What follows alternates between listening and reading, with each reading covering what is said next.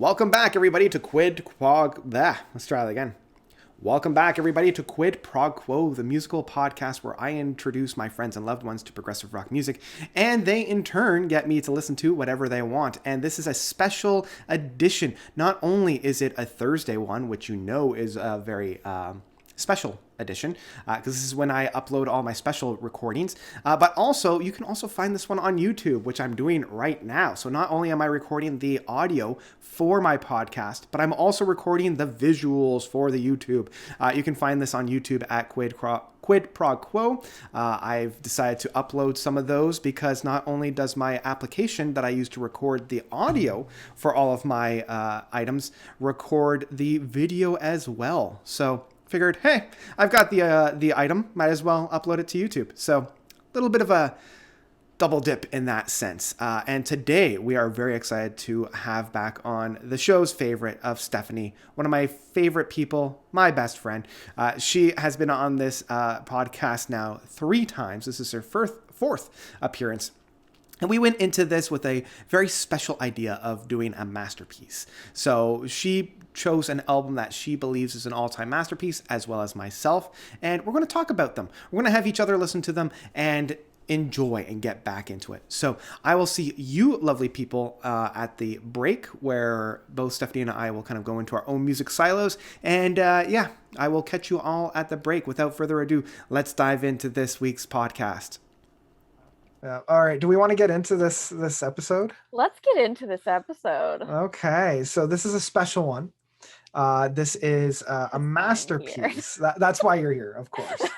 Yes. This is what I'm workshopping, like Masterpiece Corner or something like that on this. Yeah, because I guess you can't really take Masterpiece Theater because that's kind of a thing. I mean, I used it for my YouTube channel, but and I don't want to steal my own IP. So that's why, because, it was me all along. Yeah, of course it was. You haven't seen WandaVision, have you? Totally watched it. Oh, you have? Watched it. Oh, wow. Yeah, okay. Because I know you were waiting until the last episode. Same with Falcon and the Winter Soldier. Give me 9 weeks and then I'll catch up. And then an afternoon. Yeah, pretty much. I want to watch it all. So that's what I did with WandaVision. Okay, so I have seen it. Okay, so then it was just it was Michael all along. Yeah. It was me all along. What a twist. Yeah. Oh boy. Okay, well, I'm happy to have you back on. It's always a good time to glad to be back. Talk music, and we're talking about masterpieces this time, which I'm pretty excited about. So I think it's only fair, because I always introduce mine first, to have you introduce yours and what you know about it. Okay, so I'm not a type of person, when you ask me to be on this, you're like, we're gonna do about masterpieces and work of arts or classics or whatever, and I'm like, I don't classify music like that. To me, it's just no, it's just good album. I would never classify anything as a masterpiece. And yet, once you mention masterpiece, the only album that popped into my head was Rumors by Fleetwood Mac. So I'm that is it is a good album, and I'm I can understand why people call this a classic or masterpiece. Yeah, because it is just that good, and the whole story behind it. So tell me a little bit about this story, because I know a little bit. I know it was all about the members in the band, but so because I was gonna be what do you know about Rumors? Yeah, so I'm gonna go out on a limb, and I'm gonna shock some people in that I've never actually sat down and listened to Rumors. I know I've heard tracks from it. I saw the Glee episode. Yeah, I was gonna be have you seen the Glee episode? I've seen the Glee episode. I've heard about half of these songs. Yeah, and I know I do thoroughly enjoy the song "The Chain," which I believe comes from that album. Yeah. But that's the extent. I've never, as I mentioned, sat down to listen to it, and I know that there was band member turmoil and inner fighting, but I don't know to what extent. I almost want you to listen to it without knowing about the whole controversy thing. But let's just put it this way. Okay. Everybody was having a shit relationship when this album happened because 5 members, right? 5 members. At this point of history, it's changed over time. But you had Stevie Nicks, Lindsey Buckingham, Mick Fleetwood, and the other two. And the rest. The other two. And I think I don't know who I know their names. I think one's Christine, and I think the other one's like John, whatever. Right. Good old John. Good old John. So Christine and John were married, and recording this, they were going through a divorce. Okay. With each other? With each other, yeah, because they were married. I knew that. Okay. They were married. I knew that 2 people were married in this band, and then they did not. Yeah. So Christine and John divorced. Stevie Nicks and Lindsey Buckingham had been on like a relation. Had been in a relationship for like 8-10 years, and around this time they were breaking up. Okay. So 2 couples are a horrible relationship activity right now. Oof. And then you got Mick Fleetwood, who's obviously did not have a band member that he was married to, right. But he was also going through a divorce outside of the band. Nice. And then I don't know if it was during this album, but around this time, him and Stevie Nicks ended up having an affair. Oh. Yes. While Stevie Nicks was going through a breakup with with Lindsey Buckingham. Oh, so this whole album is just, how can you make like a working situation the most awkward personal situation you could possibly think of? And I think this is what encompasses this album. But damn, did it make a great music. Okay. Like it made great music. Like as if their anger at each other was like, we're gonna make this the best song and the best album. Of course. Versus they kind of like imploded more than anything, but baby. Amazing album, messed up history about this whole thing. Oh, a lot of cocaine use too. Well, of course. This was the late 70s. So I mean, the exception to the rule is that you aren't on cocaine. Yes, it's crazy if you're like, oh, you're a teetotaler. What's what's in the this? 70s? You're not a hippie. Yeah. Which only carried through into the 80s. Yeah. Uh-oh. Did I lose you? Oh, there you are. Yeah. Okay. So I said the history to this album is. Yeah. Did I freeze? You froze for just a half a sec, but continue. That's okay. You froze for me, so it's opposites. Nice. But this whole album, it's, as I said, the whole breakup thing is very key to pretty much all of these songs. So okay. Yeah, so that's Rumors by Fleetwood Mac. Okay. Do you want to know my masterpiece? Let's go and just rip the Band-Aid off. Okay, rip the Band-Aid off. Jeez. Yeah. So, well, I mean, I was kind of in the same boat because, like, I wanted to choose something that was like universally agreed to as being like a masterpiece, because I didn't want just one that I thought was a masterpiece. Okay. Yeah. You know, so I chose an obscure band that has a very dedicated cult following to them. And it's one of those, like, everybody that listens to them, stupid doggy, kind of unanimously agrees that, like, these guys are, they're like top notch. Oh, okay. Yeah. So I was like, no Genesis for me. Boo. No, not this week, unfortunately. Although we might return with, like, you know, Selling England by the Pound or Duke or something. Yeah. No. So Kurt Cobain has actually said that this was one of his go-to bands. Like, this is kind of one of the bands that helps create Nirvana. And Frank Zappa has gone on the record to say that these guys are better than the Beatles. Okay. So, like, that's top notch. I know somebody else who said a band was better than the Beatles, and it was the soundtrack to Across the Universe. Wow. I mean, was that me? I'm sure you know who it was. Was that me or Alexi? No, it was Jessica said that. She said the soundtrack to Across the Universe was better than the Beatles. I wouldn't. I mean, it was a good soundtrack, but here's the thing: she was never like a fan of like okay. You know how some people are like the Beatles are amazing. She's like, eh. So right. I think the visuals of the movie plus the soundtrack. You need the visuals because if you just listen to the soundtrack, it's bonkers. There's one song, I Saw Her Face, that I will admit is better than the Beatles. Yeah.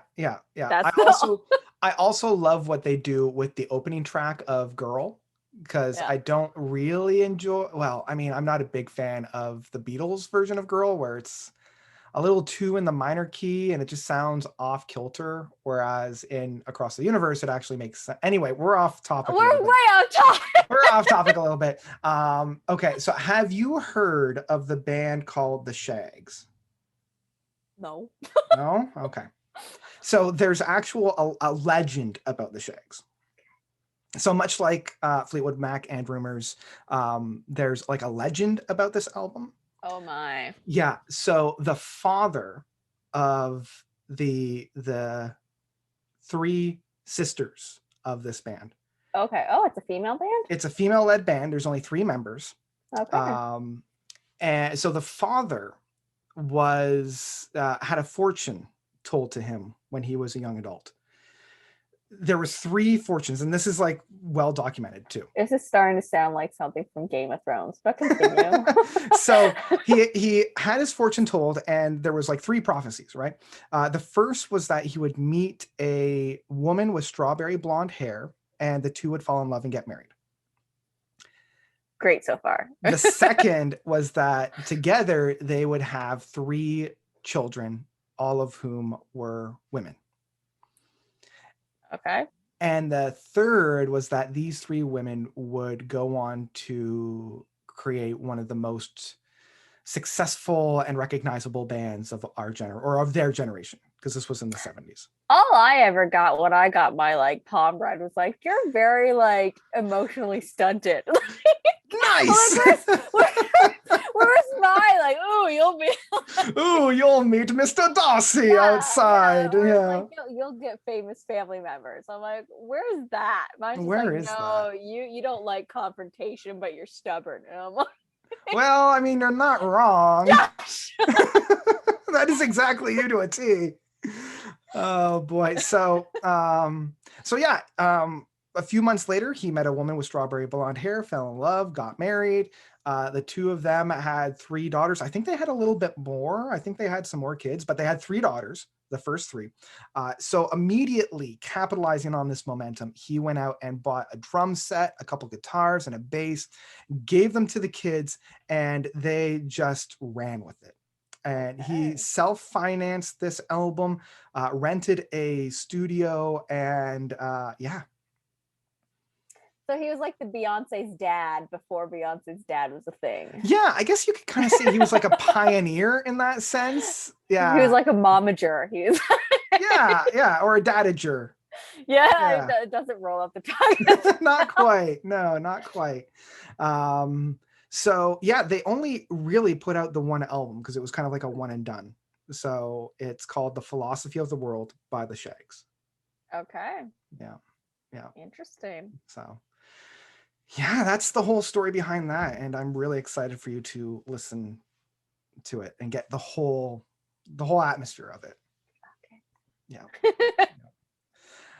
Cool. So I will listen to Fleetwood Mac's Rumors, and you will have some fun with the Shaggs. Okay.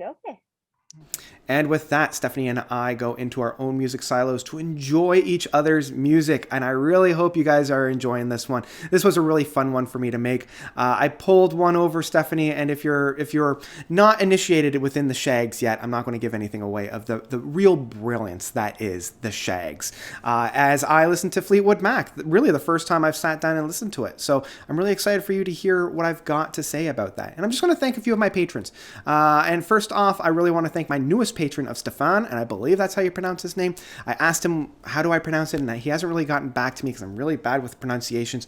But I want to thank Stefan for donating and supporting me, as well as Andreas Olsen, who's been a supporter of mine pretty much from the beginning. And I always love to shout out my long-term fans. So thank you so much, Andreas, and thank you so much, Stefan, for supporting me, both just being there and commenting on my videos, as well as financially. It really, really does mean a lot.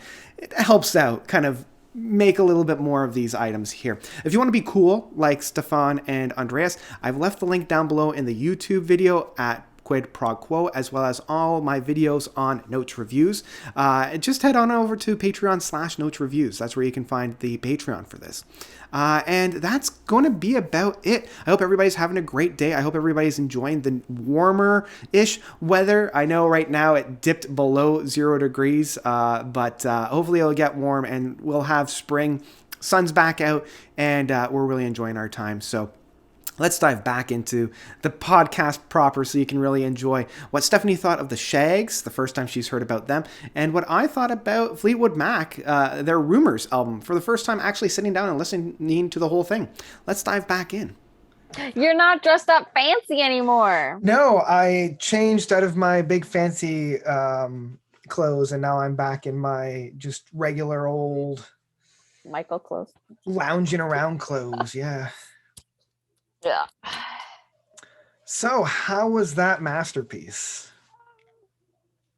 It was an experience. Yeah, tell me about it. Okay. Okay. Okay.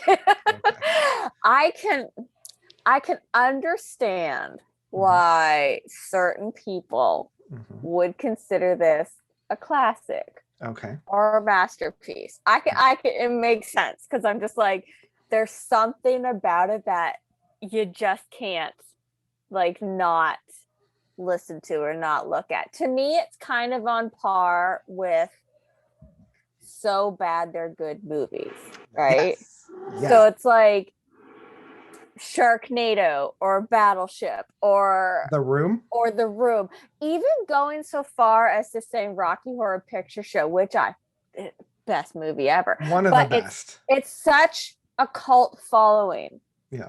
Like, I think in high school, I showed somebody the movie and she was just like, I don't understand it. But that's what it is, right? If you either were not brought up listening to it or watching it, it's so jarring to like, I'm still talking about Rocky Horror, but it's so jarring to watch it because you're like, I don't understand what's going on. Yeah. It, like, are they aliens? I don't know. That kind of whole premise of it's so bad it's good, or going to people like, you need to listen to this, like that's kind of what this album seems like to me, that like I'm never gonna like properly enjoy it, but it's just like I can see the whole cult following of it, of like people are like, oh my god, you need to listen to this album, and then somebody's like, oh my god, this album is something, and then they show somebody else it. It's just a constant of like, you need to listen to this, you need like, and the backstory helps for sure, because otherwise it's just three sisters who can't play music with really bad lyrics. But the whole legend prophecy thing going on, you're like, oh, that's really cool, let me like see. And then like you're listening to the lyrics and it's just they're teenage girls. There's stuff that they're the lyrics are shit that teenage girls would think of, and then it's just they just happen to have somehow got a record out of it because their dad basically self-financed it. Paid for it, right? It's like, but it's, and you know how whenever you make me listen to prog, and I'm always like, it seems as if they don't know how to play together. I think this is peak. They have no idea what the hell they're doing, because it's like you listen to the drummer and she's off in her own world. It's like she has no care what her other sisters are doing. And like every once in a while she'll be like, you know what? They're singing quieter now. I'm going to go quiet. Yeah. And then like, and then the guitars, they're not, they almost seem to be striking at the same time, like they're speaking the words. So it's not like a flow of a melody. It's literally like with Blang, each word, blang, it's blang, like, blang, and I'm blang, like, blang, blang, blang. yeah, and I'm like, if I didn't have a headache before we started this, which I did, it was a low minor headache, Right. I would 100% have it now. And I'm like, damn, Oh, that no. album made my minor headache actually a headache. Actually a headache. So Oh, I don't know boy. if that's a good thing or a bad thing to attribute to this album. I will say I am very pleased that you like actually put thought into this and you actually, Yeah. because there was a part You're of expecting me. me to be like, it's shit enough. Let's done. Oh yeah, I was like, there was a part of me that was like, after the second song, you would have turned it off and been like, no, I'm done. It did help that I kind of went onto their Wikipedia page as I was listening to it and like reading up on, and then I ended up also reading up, like, because if I had just sat here and listened to the lyrics, I think I would have been like, this is shit. What am I doing? But because I ended up reading like thinking pieces on it, I was like, I can understand what these people are saying.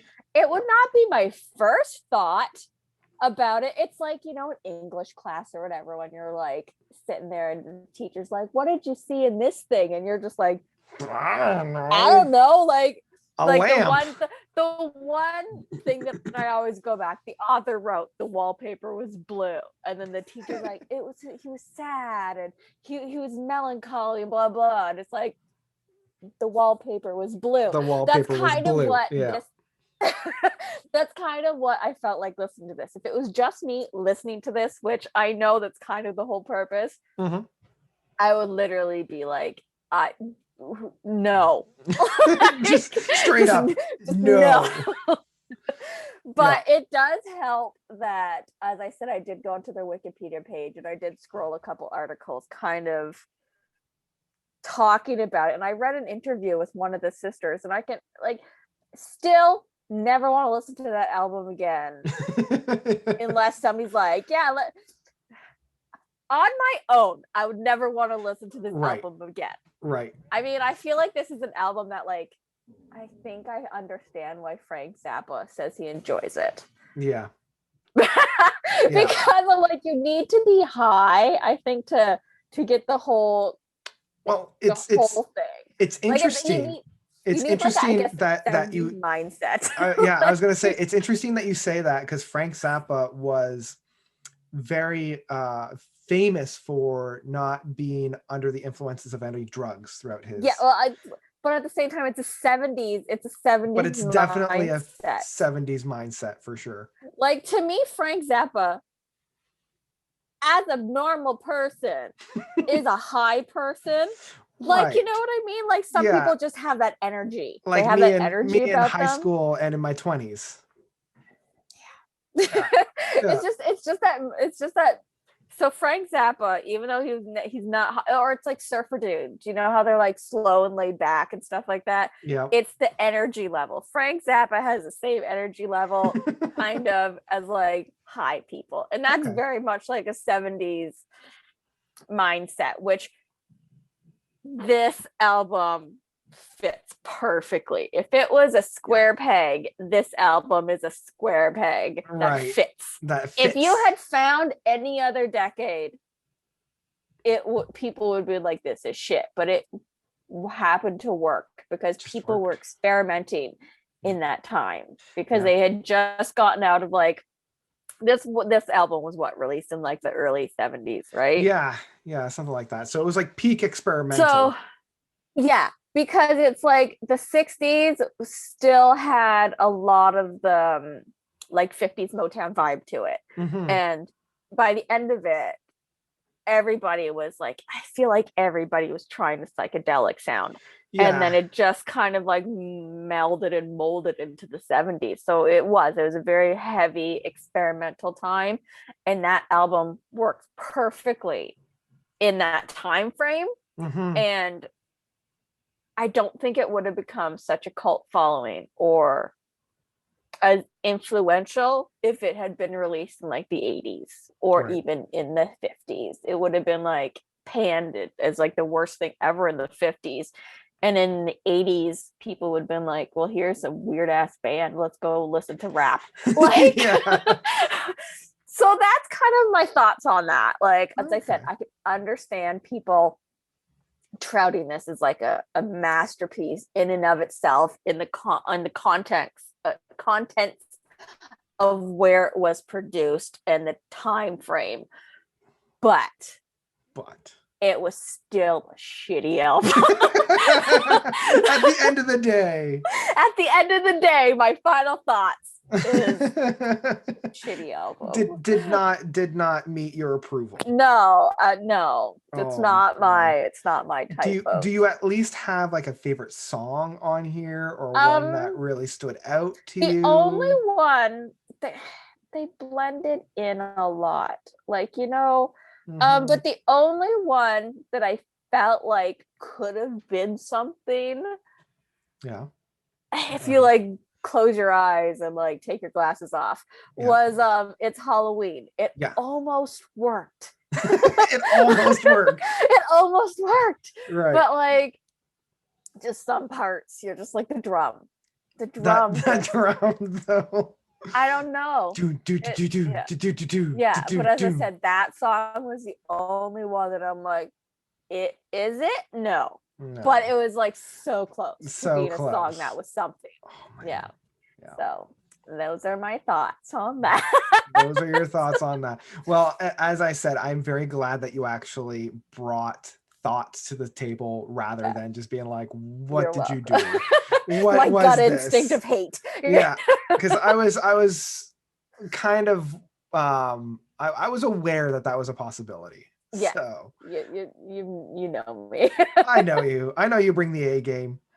So anger. the anger game. So I got to listen to Rumors. And I will admit I was listening to it with a pretty big smile on my face, because I was just like, I get to listen to this. Yeah. Yeah. Stephanie is just having a great old time with the Shaggs. Yeah, I literally gave you like a 5-tier wedding cake with like gold, like whatever the hell, edible gold on it. Yeah. You gave me like, here, I burnt you a cookie. Yeah, it's like the stew that's left over from like all the different meals. Yes. I will admit there's not as many like hits on here that I thought, because I thought there would be more songs that I would recognize. Now that's not to say that I didn't recognize a whole lot. Like, obviously I recognize Dream and Don't Stop and Go Your Own Way and The Chain. Yeah. But a lot of these tracks, like half of them. Well, but like as like, I know I'm coming to this with a little bit of an outsider's take, but like I also grew up with 70s rock as like the be all end all of music. So when I sat down to listen to other classic albums that were deemed as masterpieces, like half of Led Zeppelin's albums or half of Supertramp or whatnot, when I sat down and listened to it, I knew all the songs but like one or two. Yeah. And on here, I found I didn't know maybe about two-thirds. But I really did. I still really found myself enjoying the music, getting into it, and I can see, even though a lot of these tracks are very happy and like joyful, I can see the underlining stress and underlining angst. Like you listen to the majority of the songs and they're like upbeat, happy, and then you actually listen to the lyrics and you're just like, oh, you're angry. This is actually like you weren't happy writing this song. You were not happy in this time. You weren't in a good place. You were definitely not.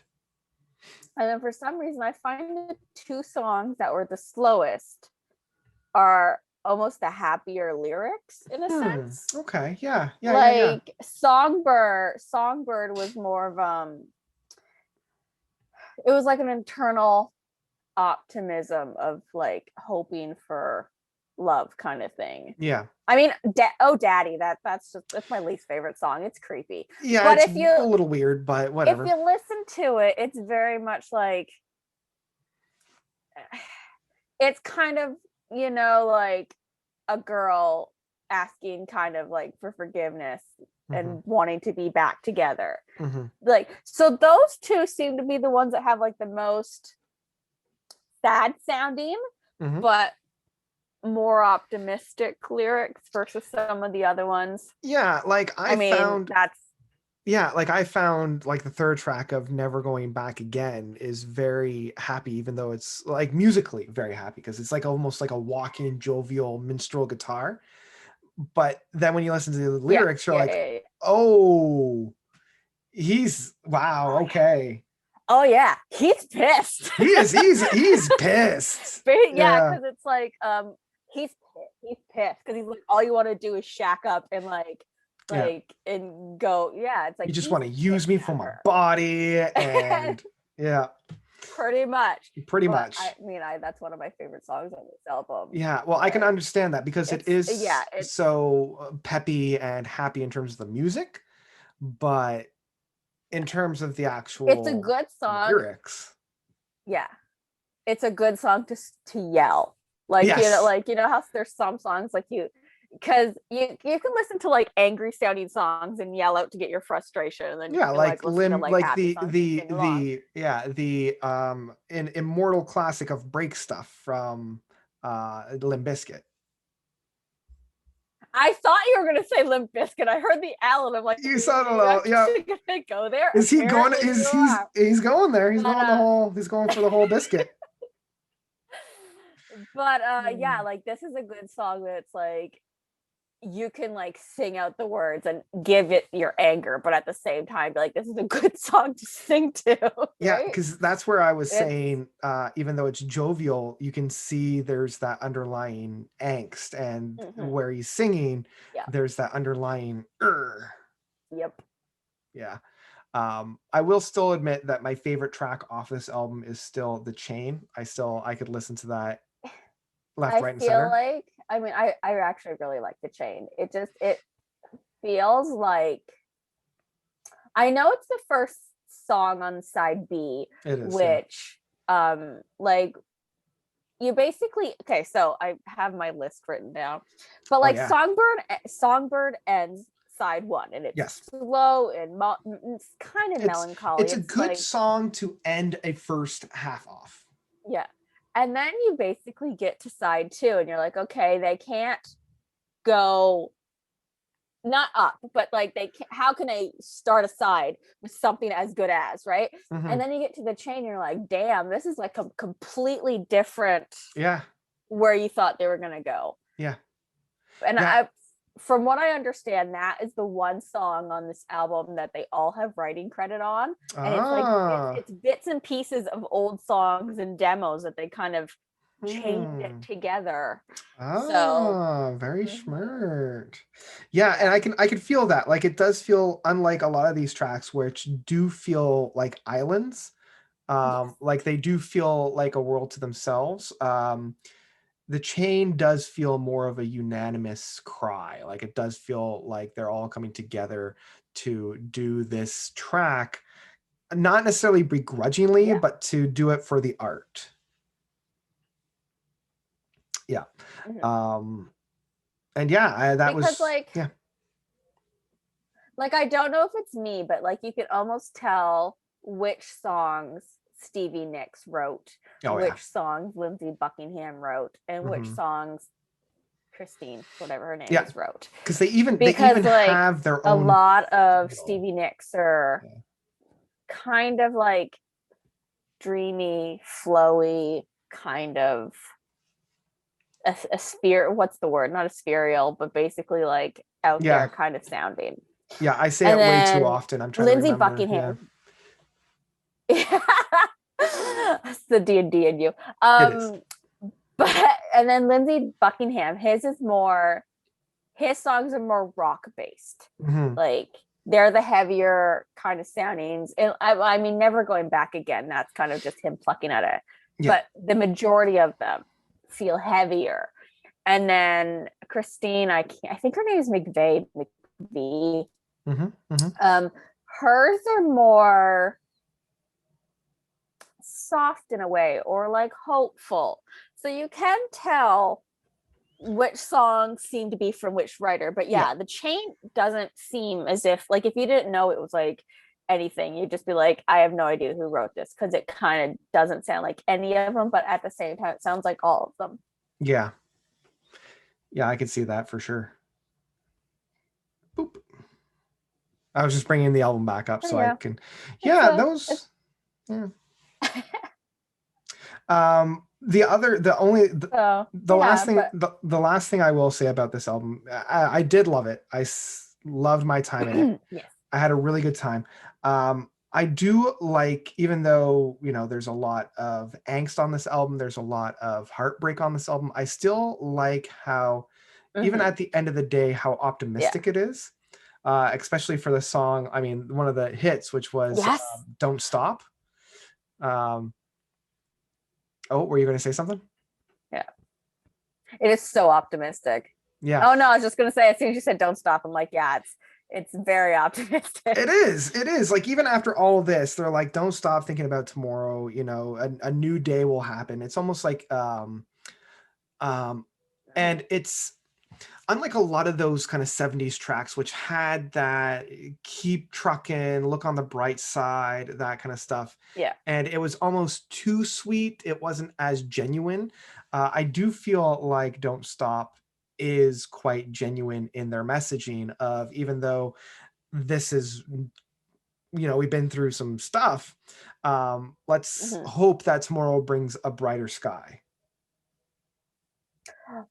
The one bad thing about Don't Stop, but it's not itself, it's just, it's so overplayed. It is, that like your first time you hear it, you're like, this is an amazing song. The 20th or the 30th time you hear it, like, on, depends on what radio station you're listening to, if you still listen to a radio. If you still listen to the radio, but it's like, you're like, yeah, it's a good song, but like, get another one. Yeah. And I do feel like there's a lot of songs that are like that, where they are legitimately great tracks, but because they've been overplayed, you're like, please, no. Like, I'm thinking of like Bohemian Rhapsody and Stairway to Heaven, but even more contemporary stuff. I'm contemporary and like they're 20 years old. But like Smash Mouth's All Star. And Bare Naked Ladies, I mean, 1 week, or If I Had $1 Million, where those are genuinely real bangers, but because they've been played to death, they're almost... That is 100% like the pro and con of radios. Like, it gets you, like, it gives you the opportunity of listening to either songs you've never heard before, or songs that you enjoy that like are popular, that are singles. But at the same time, if you like work in an office, for example, and you might not be in control of the radio station, you will hear the same song minimum 4 times. Oh yeah. Like, okay, so in my other life, I work in retail, right? And oh boy, even though we're on that no repeat work day, they will circle through those songs once a day, but then the next day they play the exact same songs, almost in the exact same order. So by the end of the week, you are like, please, dear Lord, just shoot me now. Yeah. Which is, as I said, the con of Don't Stop Believe, not Jesus Christ, I was gonna say Don't Stop Believing. Which is another track. Which is amazing, but great track. Oh yeah, whenever that song comes on. Oh, as long as I haven't been listening to like an oldies radio station, if that song comes on, I'm like, yes, I love it. But my jam has come. It's my jam. Yeah. But yeah, Don't Stop, Fleetwood Mac's edition. That is a very much a con, that because it is like, I don't know if it was his number one best song, but it's one of the Pretty it's like close. it's probably, let's just go with the fact that it's like the number one selling like single from this album, Yeah, well, because it is. if I'm just going to Yeah. look on Spotify's listening, Dreams is number 1. Yeah. The Chain is number 2. Oh no, this is number 2. Yeah, so Go Your Own Way is number 2. The Chain Okay. is number 3. Unfortunately, yeah, Don't Stop is not even That's weird. Well, not even on the spot. Maybe it's because it's already suffered from that overplayed. maybe You know? people are so sick and tired of. I mean, I understand why Dreams right now is currently the highest, The most, yeah. because that stupid TikTok. I haven't even seen that TikTok yet. Oh no, it's basically just the guy. Have you at least seen like the guy on a skateboard with like cranberry juice? Oh, now I remember like, it. Yep. The skating. moment you said the cranberry he's juice, I'm like- like, that's the one. Okay. Yeah. The youth of today Also- only know Fleetwood Mac because of my main man, which is great. Well, times that Rumors was on the like the top Billboard charts in the top 10 or whatever. First when it was released. Mm-hmm. When the Glee episode came out. Oh yeah, the cinematic masterpiece that was the Glee episode. And the TikTok. Those are like, they charted again because of that. Yeah. Glee episode. Oh boy. Yeah, But Glee it is is, only because- that's a whole nother topic. Yeah, I mean, I watched every single episode. Oh, of you that and I show. both. Multiple times. Was it good after the second season? No. I mean, we went to the movie together to We watch. sure did. I love that thing, man.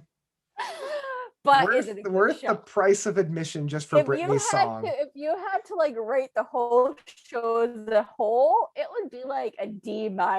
Like, Yeah, It's not- yeah. the last 4 seasons you could have done without. But it did bring Rumors back into the charts in Sure did. 2011. Yep, it sure did. Oh boy. Yeah. Oh man, that's like flashbacks right there. Well, this was a Oh, treat. man. This was a joy, and I'm glad my Yes. little experiment worked. Did you catch on that this wasn't a masterpiece episode and was in fact another special type of episode? Is it April Fool's? It is. Surprise! As I said, I can still understand why people do consider that horrible. I legitimately own that album Do you actually own on it? vinyl. I Oh, do shit. indeed. Yeah, Now I you need found to, it. like, you need to like balance the universe by now going out and buying Rumors. I should. Yeah, Vinyl. maybe I'll treat myself and pick up Rumors. I'm pretty It's sure it'll all- be very easy to find. So like I got a horrible preempted April Fool's Day joke. And what did you get? You got beauty. You got like grace. You got Oh Yeah. boy. Well, thank you once again It was, for it was good. It was You're good. welcome. It was a something, all right. It was a something. And now you have this in your repertoire if people are like, "Oh, what should we listen to?" You can burst this out and be No, like, "Guys, I have the album for you." No, we're gonna stick to Rumors. If Let that me ever let me happens. tell you about the oracle that was the Shaggs. I mean, okay, that part is just amazing. Like that whole backstory. Yeah, it's so good. I mean, there should be more bands with like backstories like that. Yeah, I guess so. You don't want more like, I feel like Stevie Nicks should have had like a backstory like that. Like she Yeah. was walking in the woods one day and some like fairy just came out and be like, "You'll be a goddess," and like, I mean, that tracks. I mean, it's Stevie Nicks. It Like you is. look at her and you're like, she's definitely from like some mystical forest. Yeah, she's definitely from the Fey realm of some kind. Oh boy. So Oh, yeah, man. yeah. Thanks for coming on and enjoying some Shaggs and Rumors yeah. with me. Enjoying. That's the That's the word. So thank you everybody for listening. I've learned that I should pump my social medias at the end of each episode. You think? Yeah, I know. I haven't been doing that. So I'm not on Instagram yet. Maybe I should get on that. But I am on Twitter. at gonna say it properly so I can edit this, right? I mean, if you want it to be as good, don't do it. Yeah, just a stream of Our thought. true natural selves. That's right. The unfiltered. Maybe I'll put this up on YouTube as the unfiltered stuff. So this is follow me on Twitter for Prog Quo, and I will attempt to make a Instagram account. Instagram, and yeah, I guess Twitter is the only one. Yeah, thanks everybody for listening, and just keep sharing music. Yeah. Bye.